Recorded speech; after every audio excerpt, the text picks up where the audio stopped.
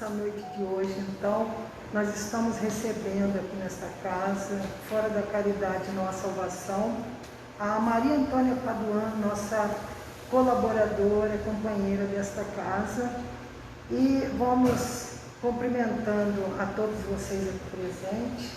Uma boa noite também aos internautas que nos acompanham ao vivo pelo Facebook e pelo YouTube. Que Jesus nos abençoe mais uma noite dessa reflexão, que a Maria Antônia traz o tema resignação. Seja bem-vinda, Maria Antônia. Obrigada.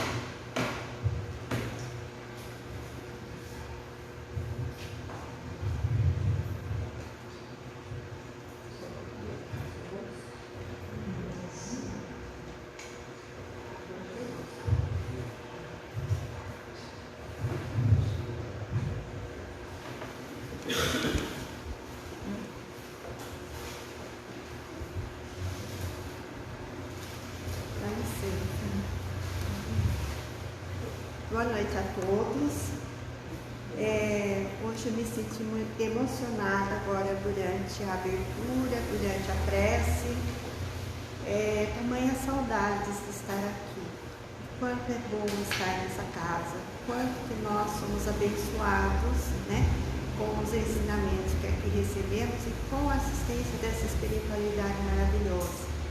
Que por sinal essa casa está lotadíssima, embora tenhamos um número tão pequeno de participantes, dadas as condições nossas da pandemia.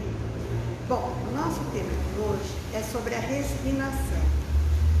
E o assunto resignação, ele compõe ou faz parte do capítulo 5 do Evangelho segundo o Espiritismo.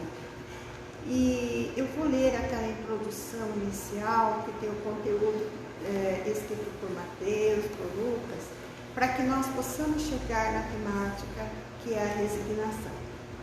Então, nesse capítulo, ele trata de uma das bem-aventuranças. Quando Jesus aqui esteve, né, nós sabemos que Jesus, ele fazia suas exposições através de parábolas, e Jesus tinha muita preocupação de falar com as pessoas de uma maneira muito simples, mais clara e objetiva possível. E nós hoje paramos para pensar, mas meu Deus, quanta clareza, né? Como que era essa clareza? É que para o nosso entendimento, parece que não é claro, porque nós temos um sistema de comunicação diferente daquele tempo. Mas uma coisa é certa, Jesus falou àquele povo por meio dos seus meios de vida. Então é muito comum nós encontrarmos Jesus falando do dia a dia das pessoas, falando da cultura, do campo, dos pássaros, da natureza, enfim. Jesus se remetia a tudo que o cercava, e inclusive com os pescadores. E aí, um dos primeiros sermões que Jesus veio a público e que ele fez o sermão, nós temos o Sermão da Montanha, né? E aí Jesus faz uma série de colocações extremamente importantes, e ele ressalta, ele provoca uma situação bastante contundente na sociedade da época, porque todos aguardavam a vinda de Messias, mas não é o Messias conforme nós aprendemos. O Messias que eles esperavam era alguém que tivesse o poder do reinado como os demais, né? E que conseguisse libertar aquele povo da escravidão que eles viviam.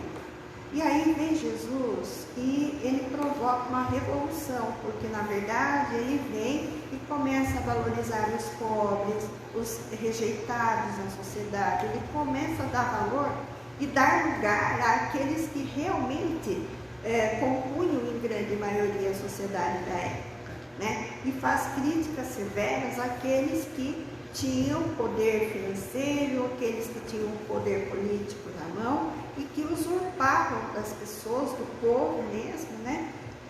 Fazendo uso desses poderes que eles possuíam, e Jesus então denuncia.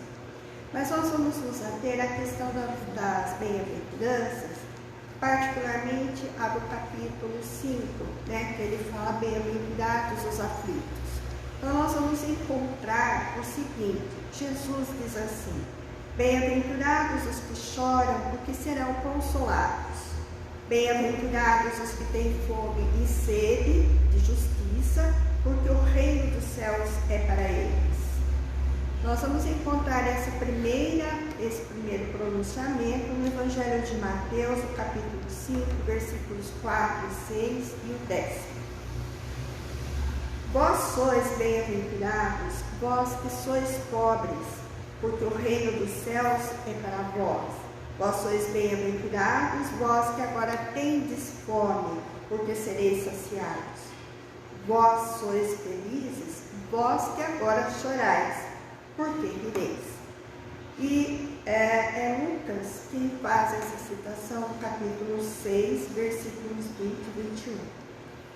Agora, ao contrário de enfatizar, aqueles que são os sofredores, os aflitos, ele diz assim: mas ai de vós, ricos, porque tendes vossa consolação neste mundo.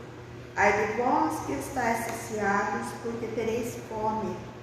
Ai de vós que rides agora, porque sereis reduzidos ao pranto e às lágrimas. E Lucas, então, nós vamos encontrar também no capítulo 6, versículos 24 e 25. Então, quando nós lemos esse assunto referente a essas bem-aventuranças, parece-nos que Jesus exalta o valor daqueles que sofrem, que se encontram em aflição, e ele faz uma crítica severa àqueles que são ricos, aqueles que detêm todo aquele poder, como citamos inicialmente. Mas Jesus, nós temos que lembrar que ele sempre falou utilizando de expressões fortes, objetivas, e embasado num conhecimento muito amplo das leis naturais que nós só viemos conhecer com o advento do Espiritismo. Que até então as pessoas não conheciam as leis naturais, e nós vamos aprender sobre as leis naturais muito mais recentemente, por volta de 1850, quando Kardec estava elaborando todo o seu trabalho de pesquisa nesse sentido, E aí nós paramos e perguntamos, mas por que Jesus ele se comunica dessa maneira, com tanta firmeza, com tanta contundência? Então é importante que nós entendamos que quando disse Jesus que os sofridos serão bem-aventurados, ele revelava como a vida evolutiva funciona. Porque Jesus, ele já tinha uma visão muito mais ampla que nós não tínhamos. Nós que já vivemos naquela época, não podemos esquecer disso, que já fizemos parte aqui na época do cristianismo, na implantação do cristianismo, por isso nós estamos aqui de volta. E nós não tínhamos esses conhecimentos, e ainda agora, não é todos que têm, tem aqueles que tiveram acesso ao conhecimento da doutrina espírita, que na verdade é uma doutrina que trouxe para nós o que nós chamamos de Consolador Prometido, que na verdade Jesus já havia dito que enviaria o Consolador Prometido, e o Consolador Prometido não é um ser único, uma pessoa só, não é Jesus que reaparece através de uma pessoa, mas todos os seus ensinamentos que vieram à Terra por meio das vozes dos Espíritos, e que graças à inteligência, à grande capacidade evolutiva de Allan Kardec, este conseguiu codificar todos os ensinamentos que os Espíritos trouxeram e organizou as obras espíritas que são básicas, que são chamadas o Pentateuco. Mas o que nos importa é entender o que Jesus estava querendo dizer atrás dessas bem-aventuranças. Como Jesus, ele já conhecia o processo evolutivo, ele sabia como se dava a justiça divina, porque Jesus teve acesso ao Pai, Ele atendeu, ele se tornou o governador da terra, ele foi o que cuidou da terra desde o seu princípio. Ele também conhecia todo o processo evolutivo dos espíritos, desde desde o seu estágio primitivo até a angelitude. E sabendo disso, o que ele anunciou para aquelas pessoas? Na verdade, ele queria dizer o seguinte: meus irmãos, vocês que estão sofrendo, que estão aflitos, que se veem nesses desesperos, não fiquem assim. Vocês serão bem-aventurados porque vocês encontrarão a luz do crescimento, a luz da evolução, a luz do entendimento, chegarão à perfeição. Então Jesus, ele já tinha essa visão e ele tentou traduzir isso de uma maneira muito simples. E quando ele fala que todos são bem-aventurados, ele não quer dizer, ele não está bem dizendo o sofrimento. Esse é um aspecto muito importante. A gente ouve muito das pessoas que não conhecem a doutrina espírita e que só ouviu falar alguma coisa ou que assistiu uma palestra, às vezes isoladamente. É comum a gente ouvir: vocês espíritas fazem uma apologia ao sofrimento.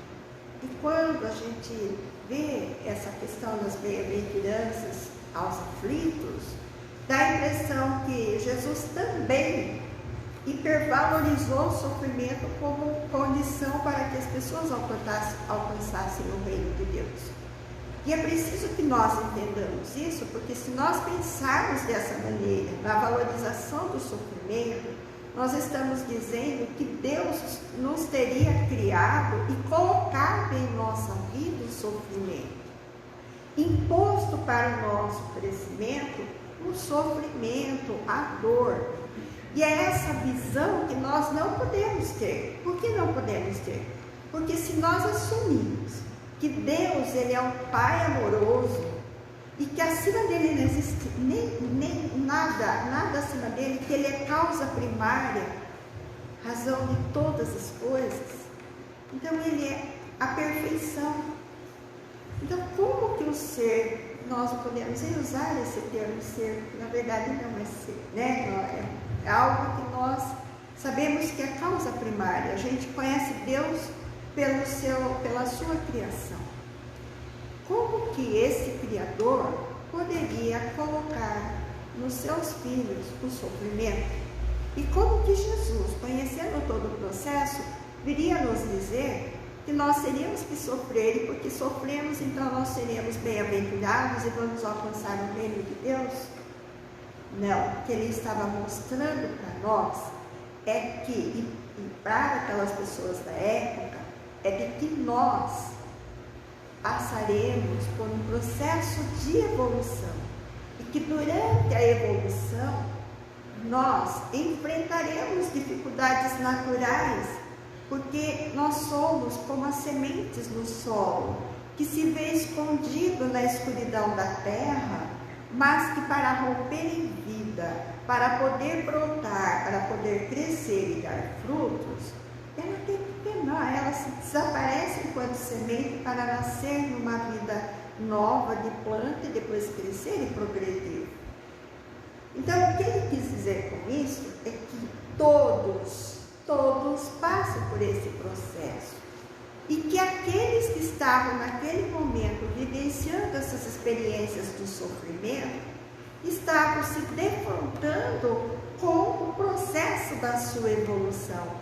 E que aquele processo, mas ele não podia dizer dessa maneira. Veja, nós agora, por muito pouco tempo, nós vamos entender isso pelo conhecimento da doutrina espírita, e as outras doutrinas que nem sequer têm esse conhecimento. Então, o que Jesus ele tentou falar? Dentro da simplicidade da linguagem daquelas pessoas, e por amor àquelas pessoas, ele fala dessas bem-aventuranças com tamanho carinho, com tamanho respeito, e valorizando-as no seu sofrimento. Então, o que ele fez foi valorizá-las naquela angústia que eles viviam, porque eles não tinham mais nada a não ser esse alimento espiritual que Jesus estava levando para eles.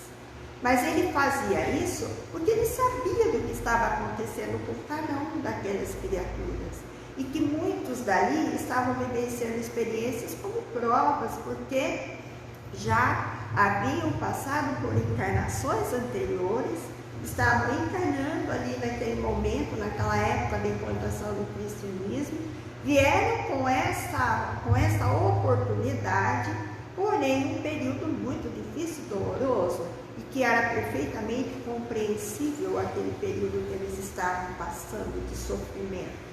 Tanto é que depois, em várias outras passagens, nós vamos ver Jesus falando, né, que aquele que segui-lo estaria passando por experiências muito difíceis.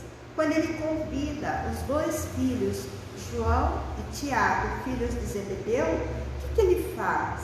Ele fala justamente de que, enquanto a esposa de Zebedeu achava que seus filhos, ao ser convidados para seguir Jesus, eles estariam ganhando promoção, estariam tendo um lugar ao sol ao lado de Jesus, então ela vai e pede a Jesus que permitisse que seus filhos ocupassem o lado direito e o lado esquerdo, né? E ela não entendia, mas Zebedeu e seus filhos entenderam o que Jesus quis dizer. E daí Jesus explica que aquele que escolhesse a caminhada dos seus ensinamentos passariam sofrimentos, realmente vivenciariam experiências difíceis, para que pudessem realmente seus corações se tornarem cada vez melhores, mais amorosos, para poder encontrar o verdadeiro amor. E ao encontrar esse verdadeiro amor, eles estariam então entrando em contato com o Deus que há dentro deles. Por isso que ele fala bem-aventurados, porque bem-aventurado é aquele que encontra Deus em si. E quem é que vai encontrar-se com Deus? Aquele que passa por experiências muito difíceis.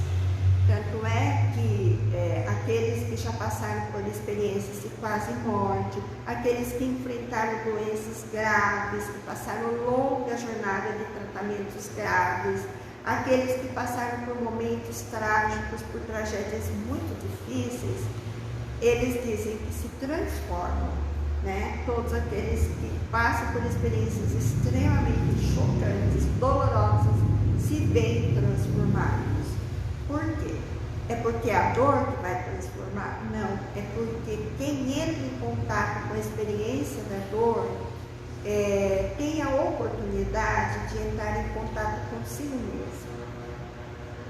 Deixa de valorizar as coisas externas, deixa de valorizar tudo que nos cerca para valorizar aquilo que há dentro de nós.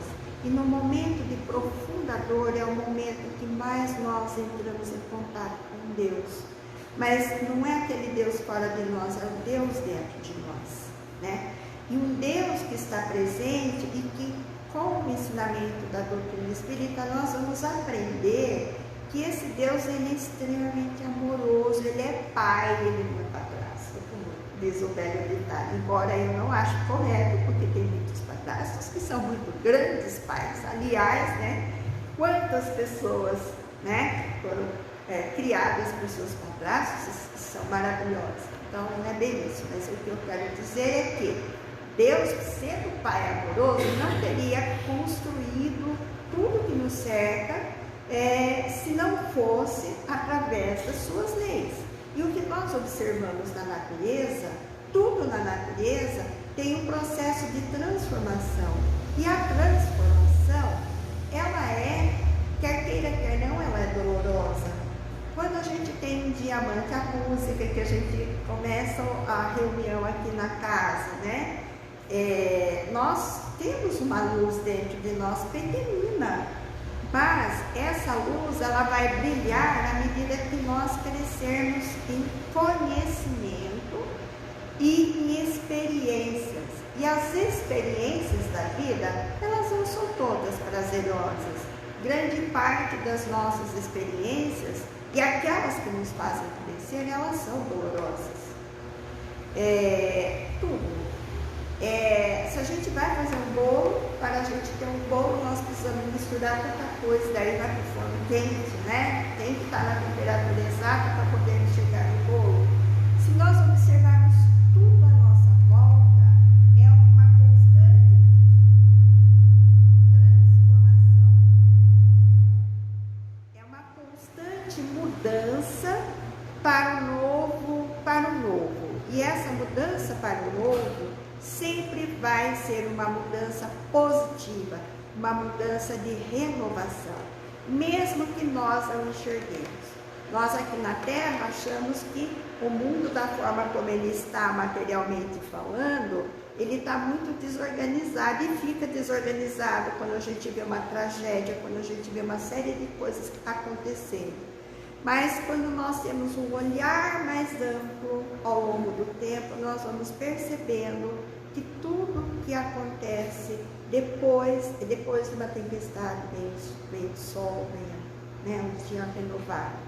E assim somos nós. Então Jesus estava mostrando para aquelas pessoas que o momento que eles estavam passando era um momento doloroso, mas que passaria.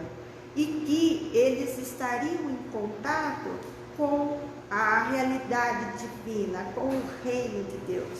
Mas é um reino fora de nós, como querem ensinar algumas religiões. É um reino onde as pessoas vão ficar tocando flauta, tocando sentadinhos, fazendo nada. Ao contrário, esse reino de Deus são as várias habitações que nós temos no cosmos, né? Jesus já disse, na casa do meu pai há muitas moradas. E nós vamos ocupar essas moradas. Muitos já estão indo, outros estão ficando. Quer dizer, nós vamos e voltamos nessa morada nossa terrena. Mas todos nós temos experiências a serem vividas. Então o sofrimento, ele não é uma imposição, e nem tampouco Jesus ou a doutrina espírita está fazendo uma apologia ao sofrimento. Pelo contrário, nós valorizamos o sofrimento como uma experiência de evolução. E o que é a evolução? Ela está adequada ao progresso que nós precisamos, porque nós fomos criados por Deus com dois aspectos: um único destino, o destino de sermos perfeitos, e com o dom da vida. Todos nós temos o dom da vida e com o único destino, o destino de sermos perfeitos. O mais deverá ser conquista nossa, e para que possamos conquistar, nós vamos ter que passar pelo processo do progresso e da evolução, né? Então, quando Jesus, como ele conhecia todas as leis naturais do funcionamento do cosmos e as leis naturais da Terra, ele sabia, portanto, que existia uma lei chamada lei de causa e efeito. E que aquelas criaturinhas que estavam vivenciando aquela experiência, elas estavam passando por um momento como nós hoje estamos. Eles vivenciaram as dores, os sofrimentos daquela época. Nós vivenciamos uma outra forma de sofrimento hoje. A fome, a miséria moral que nós estamos vivendo hoje, essas violências que nós temos encontrado na nossa sociedade. Quer dizer, sempre existiu violência, mas nós nos impactamos hoje, porque para nós é um sofrimento enorme ver a condição que nós estamos vivendo hoje no nosso país, ver no mundo, né? Existem pessoas que ficam amedrontadíssimas, mas nós sabemos que tudo isso faz parte de um equilíbrio cósmico e que, acima de tudo, Deus, como Criador, jamais abandona os seus filhos. E como o Pai amoroso, jamais imporia sofrimento. Mas Ele não impede que vivamos as nossas experiências para aprender. E se as nossas experiências provocam dores, provocam dificuldades, depende do nosso discernimento e do ângulo com que nós entendemos a nossa experiência. Como eu trabalho na área de saúde, né, é muito comum a gente, agora já não trabalho mais, mas trabalhei, era muito comum quando a gente estava atendendo pacientes no quarto, principalmente pacientes de ortopedia, né, que sofriam acidentes. Então, no leito, você tem um paciente que sofreu um acidente, está todo cheio de fios para lá e para cá, cheio de gesso, todo imobilizado, com dificuldade, mas é aquela pessoa que fala assim: graças a Deus, eu estou vivo, que bom, tudo aconteceu, o acidente aconteceu, mas eu estou aqui, estou firme, eu vou ficar bom. Por outro lado, encontro outro que está menos traumatizado, menos complicado, mas está lá dentro do hospital também. Daí esse outro reclama do acidente, reclama da experiência, reclama do que está vivenciando, reclama da comida do hospital, enfim, cria confusão, né? Então, nós percebemos que cada um reage diante das situações conforme o seu estado psíquico, conforme a sua interpretação, a sua evolução moral e espiritual. E aí, enquanto para uns é muito sofrimento, para outros é bênção, não é? Então, é por isso que Jesus, quando ele falou isso naquela época, ele quis dizer que seriam bem-aventurados, porque lá na frente, essas criaturinhas, ao se desencarnar, elas estariam se libertando definitivamente das provações aqui da Terra. Tanto é que quando a gente lê o Evangelho, né, esses dias nós estávamos fazendo o Evangelho e uma das mensagens é de Lázaro. E Lázaro foi o que viveu lá na época de Jesus, não é? E olha hoje a grandiosidade de espírito que ele é e o quanto ele ganhou de progresso e o quanto ele está colaborando para esclarecer-nos aqui na Terra por meio das mensagens que ele nos trouxe no Evangelho. Então, isso é importante deixar claro. Por que nós sofremos? Porque estamos em processo de evolução. Agora, como lidar com esse sofrimento? E agora vem a resignação. Porque é que nós aumentamos o fardo nas nossas costas? Porque é que nós entendemos o sofrimento como algo difícil, como um fardo que nós não vamos dar conta de carregar? Porque nós muitas vezes não temos a fibra moral calcada no conhecimento. Se nós tivermos conhecimento, porque quando nós não temos uma fé natural que emana de dentro de nós, uma ligação natural com Deus, como nós sabemos que muita gente tem, quanto mais simples é uma pessoa, que eu digo simples é assim, quanto menos preocupada com intelectualidade, quanto mais amorosa, mais tranquila, menos ambiciosa, a gente vai percebendo que aquela pessoa lida com o sofrimento com mais tranquilidade do que aqueles que têm outros aspectos intelectuais, outros aspectos da sua vida, apegos, né? Quanto mais apegadas as pessoas forem, mais difícil, com mais dificuldade elas encaram as suas provas, as suas experiências de aprendizagem. E aí nós vamos aprender com a doutrina espírita que as nossas experiências, elas têm algumas razões de ser. Muitas experiências, elas são novinhas, são como se fosse uma página de um caderno branco que a gente vai redigir a nossa experiência. E aí, nós podemos redigir a nossa experiência terrena muito bem, com perfeição, mas podemos cometer erros. Muitas vezes esses erros são cometidos porque nós ainda não temos maturidade, não tivemos a vivência daquela experiência. E aí erramos naturalmente. E aí, então, quando nós desencarnamos, nós vamos para a espiritualidade e pedimos para voltar a vivenciar aquilo, para realmente adquirir o aprendizado necessário, esgotar todo o aprendizado necessário. Então, são experiências de aprendizagem. Mas tem experiências que são experiências provacionais, que são aquelas em que nós já nos sentimos fortes, sabedores das coisas, mas nós precisamos ter certeza que nós já realmente estamos melhores. Aí a gente volta e passa pela experiência da Terra como uma prova. Assim como o aluno vai na escola, ele estuda, daí ele tem que fazer as provas no final do mês, no final do ano, nós fazemos as nossas provas nas nossas reencarnações. E tem aquelas experiências que são de resgate, são experiências que nos dão oportunidade de reparação. Eu acho o termo resgate um pouco complicado, eu prefiro usar o termo reparação.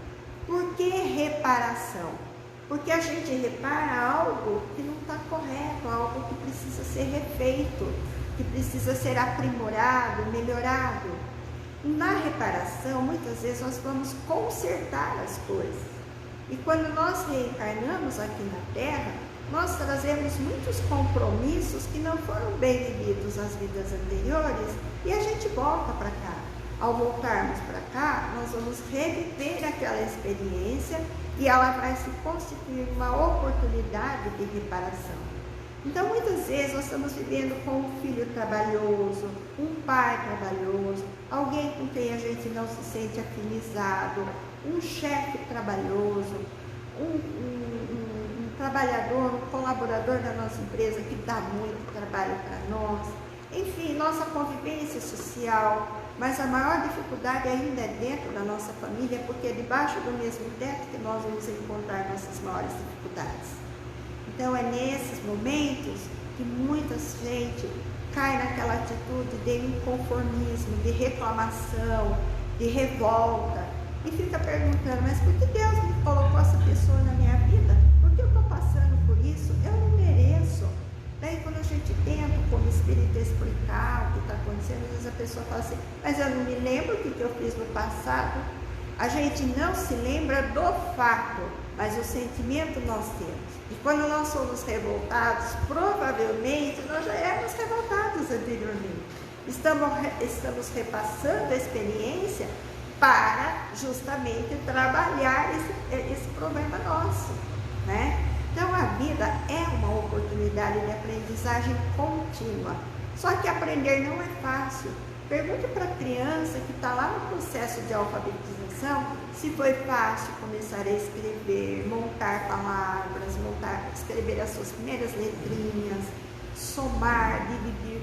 Nós passamos por isso. Não foi nada fácil para nós. Pois mais tarde, aprender as fórmulas de matemática, na física, não é? Tem gente que gosta de matemática até hoje, porque tinha dificuldade com as fórmulas, né? Mas vai entender de onde esses homens tiraram essas fórmulas. Enfim, é sempre muito trabalhoso. Viver é trabalho contínuo, é constante. E depois que nós desencarnarmos, vamos continuar trabalhando. Então, esse aspecto é muito importante. Agora, para que este trabalho não seja tão trabalhoso, tão pesado, tão oneroso, nós temos várias virtudes com as quais nós fomos criados.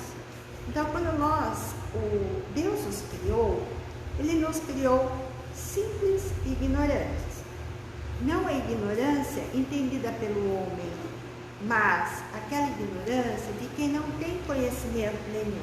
Então, se nós éramos simples e não tínhamos conhecimento, nós precisamos da vida, das experiências para adquirir conhecimento.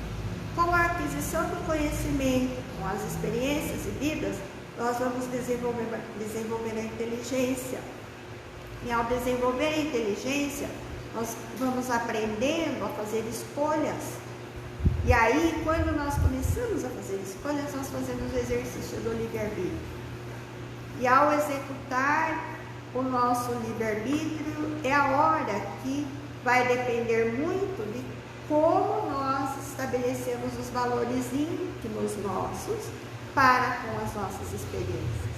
Se nós entendermos as nossas experiências como aprendizado, se nós entendermos e aprendermos através dela o exercício do amor, da paciência, da tolerância, então nós já vamos fazendo com que dentro desta semente espiritual que somos nós, comece a desabrochar as folhinhas das virtudes, as folhinhas das qualidades, as folhinhas dos talentos. E aí vamos crescendo, e nós vamos tornando um espírito avançado. E sabe que a gente aprende também com a doutrina, quando um espírito ele é bastante evoluído, ele não tem medo de voltar para a Terra e enfrentar experiências difíceis. Haja visto Jesus, né? Jesus não precisava fazer o que fez. E não teve, não titubeou, ele sabia onde ele ia viver, ele sabia o que ia acontecer com ele, e ele veio. E enfrentou com a maior moral que alguém possa ter tido. Ele teve e enfrentou por amor à humanidade terrena, pela qual ele se sentia responsável, atendendo o pedido amoroso do Pai. E assim, nós vamos descobrir que uma das folhinhas dessa plantinha somos nós, essa semente que já brotou, que já nasceu, né? Nós vamos encontrar uma folhinha chamada resignação. O que é, então, a resignação? Por que é que nós precisamos da resignação e por que é que a resignação ela é tratada justamente nesse capítulo do Evangelho? A resignação é a atitude que nós temos de enfrentar as dificuldades, o sofrimento, as dores, com consciência da existência delas, sem revolta, sem reclamação, sem rebeldia. Porém, é importante nós diferenciarmos o que é resignação do que é comodismo, ou conformismo ou conformismo. Por quê?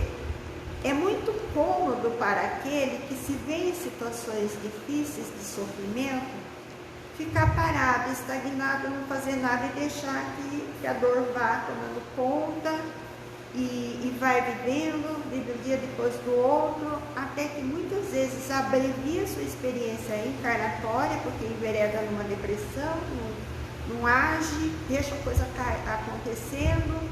Isso se chama comodismo.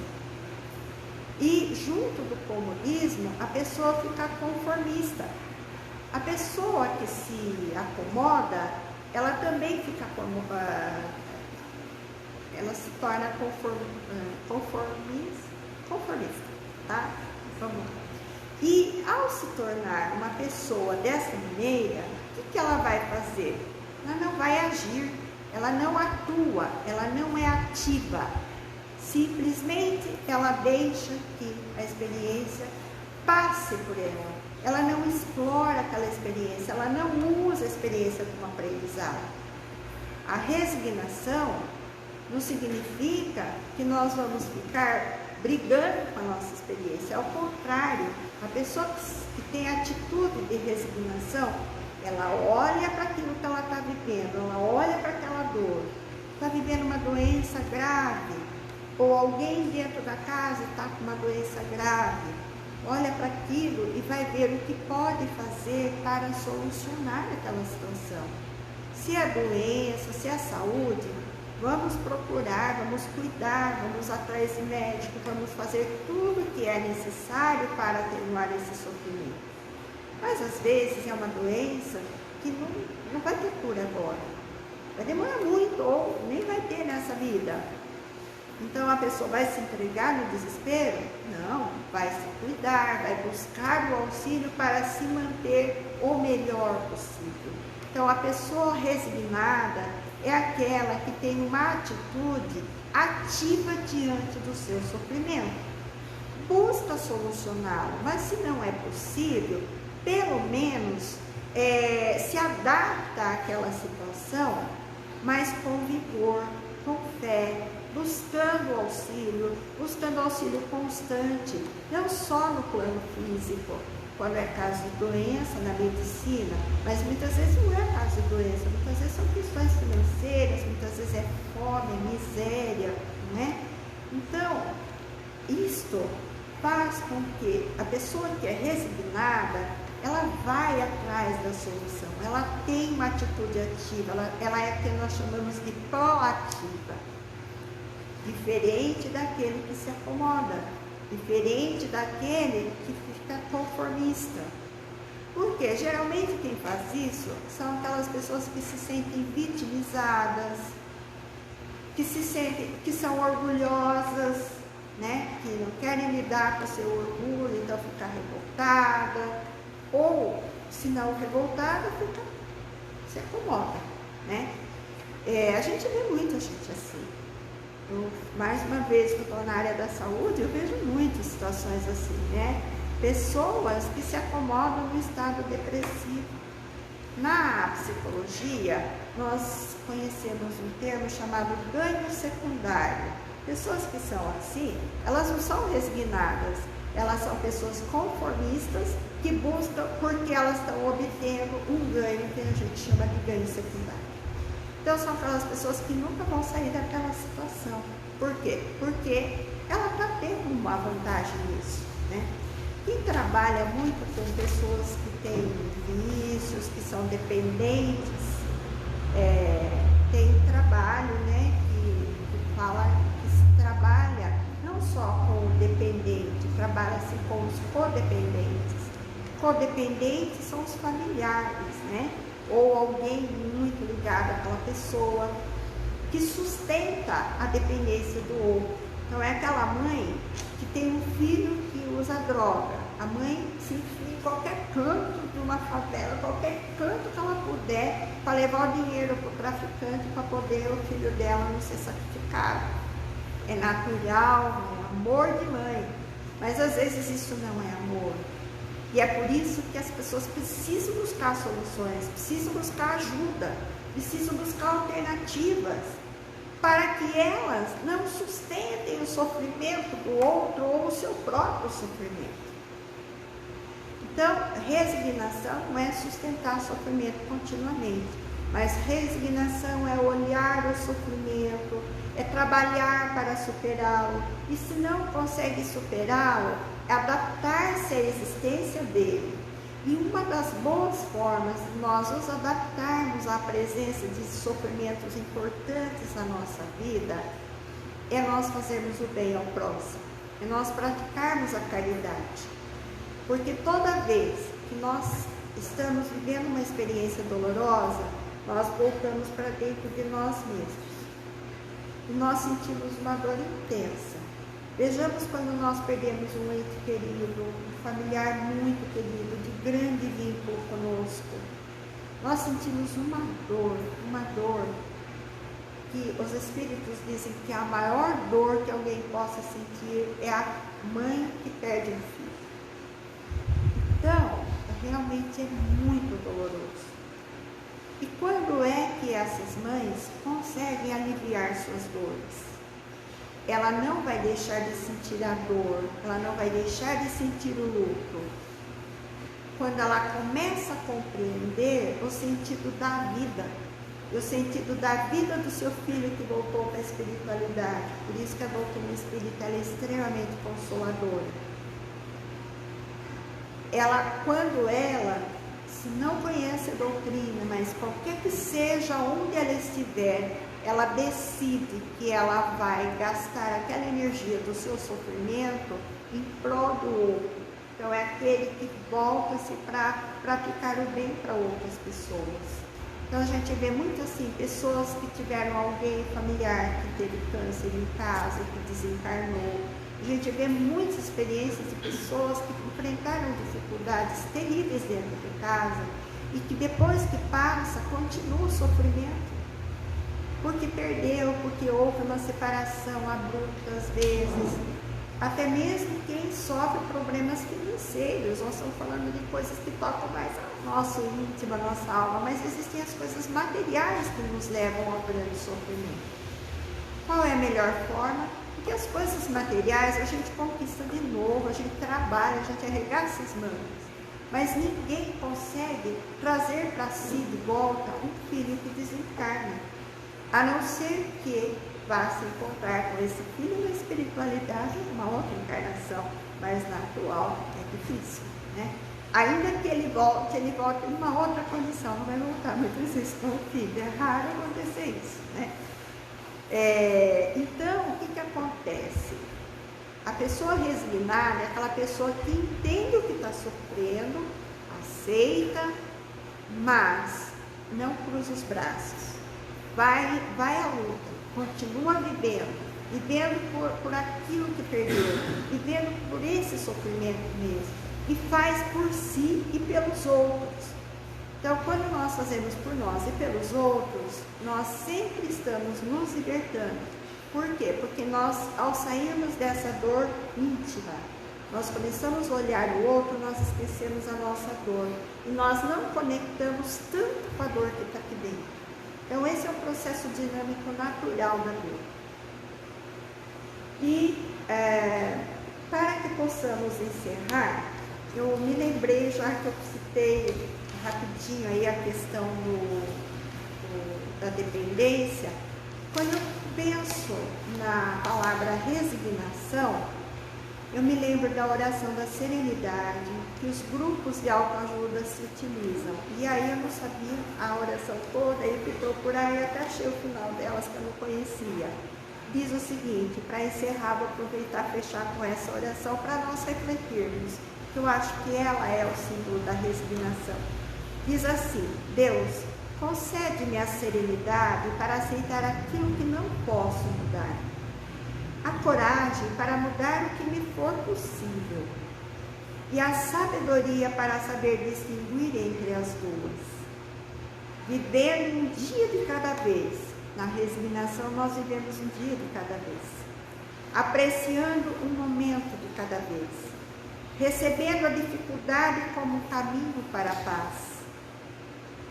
Aceitando este mundo cheio de pecados como ele é, assim como fez Jesus, e não como eu gostaria que ele fosse. Confiando que o Senhor fará tudo para dar certo, se eu me entregar à sua vontade, pois assim poderei ser razoavelmente feliz nesta vida e supremamente feliz ao seu lado na outra. No caso nosso, nós sabemos que não é só na outra, né? Mas é que as reencarnações é a evidência da presença de Deus em nossa vida constantemente e da sua justiça. Muito obrigada, espero ter conseguido deixar claro, porque é um tema bastante difícil, né? Ele é bastante abstrato, acho que a gente tem que realmente transformá-lo em objetivo. Obrigada, uma boa noite, que Deus abençoe a todos e boa noite aos internautas.